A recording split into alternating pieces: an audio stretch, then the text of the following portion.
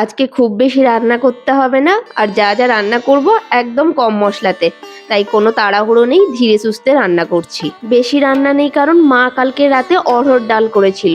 এমনিতে অনেকটা কোয়ান্টিটিতে করেছিল, তার উপরে আমি আর মা দুজনেই ডাল খাইনি, কারণ আমাদের ইচ্ছে হয়েছিল কালকে শুকনো শুকনো খেতে। তাই অনেকটাই ডাল রয়েছে ফ্রিজে, খাওয়ার সময় বের করে গরম করব। এখন ফ্রিজে এই চারা পোনা আর রুই মাছের মাথা লেজ মিলে কয়েক পিস ছিল, ওইগুলোই বের করে গাঁটি কচু আর আলু দিয়ে ঝোল করব। তাই প্রথমে মাছগুলো ভেজে তুলে নিয়ে ওই তেলেই আলুটা ভেজেছি, তারপর গাঁটি কচুটাকেও ভেজে নেব। এদিকের গ্যাসে ভাত নামিয়ে একটা প্যান বসিয়ে জিরে ভাজতে দিয়েছি। এই তরকারিতে শেষে একটু ভাজা জিরের গুঁড়ো ছড়িয়ে দিলে খুব সুন্দর একটা ফ্লেভার আসে আর খুব ভালো লাগে খেতে। জিরে ভাজাটা নামিয়ে ঠান্ডা করতে দিয়ে একটা কড়াই বসিয়ে দিয়েছি, ওতে আমড়ার চাটনি করব।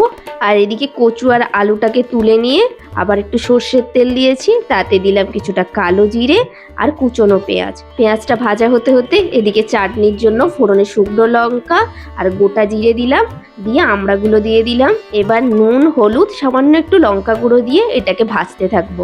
আমড়াগুলো খুবই নরম, তাই বেশি ভাজাভাজির প্রয়োজন নেই।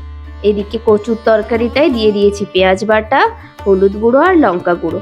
আমার মা বলে গাঁটি কচুর তরকারি আর ঝিঙের তরকারি এই দুটোতে শুধু পেঁয়াজ বাটা দিয়ে রান্না করবি, সব থেকে বেশি টেস্ট হয়।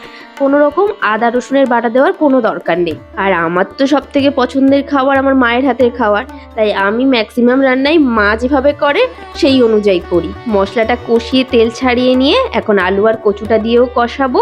ওইদিকে জিরেটাও ঠান্ডা হয়ে গেছে, একটা হামানদিস্তে ভালোভাবে গুঁড়ো করে নেব। আর কচু আর আলুটাতে পরিমাণ মতো জল দিয়ে দেবো, যাতে এটা ভালোভাবে সেদ্ধ হয়ে যায়। আর গোটা চারে কাঁচা লঙ্কা দিয়ে এটাকে ঢেকে দেবো। এদিকে চাটনিও কিন্তু হয়ে এসছে। চাটনিতে এবার উপর থেকে একটু ভাজা জিরের গুঁড়ো ছড়ালাম। আমি ভাজা মশলাটা দিই, ভাজা মশলা শেষ হয়ে গেছে, তাই যেহেতু ভাজা জিরের গুঁড়ো করেছে উপর থেকে একটু ছড়িয়ে দিলাম। ওইদিকে কচুর তরকারিতেও মাছ দিয়ে ভালোভাবে ফুটিয়ে নেওয়ার পর বাকি যে জিরে গুঁড়োটা ছিল সেটা দিয়ে দিয়েছি, দিয়ে জাস্ট মিনিট 2-3-এর জন্য ফোটাবো, তারপর ওটাকে নামিয়ে দেবো। ততক্ষণ এদিকে কড়াইটা ধুয়ে নিয়ে ঢ্যাঁড়স চচ্চড়ি বসালাম। একটু পেঁয়াজ ফোড়নে ঢ্যাঁড়স চচ্চড়িটা করবো। অনেকে আমাকে বলেন যে পেঁয়াজ কেন খাই।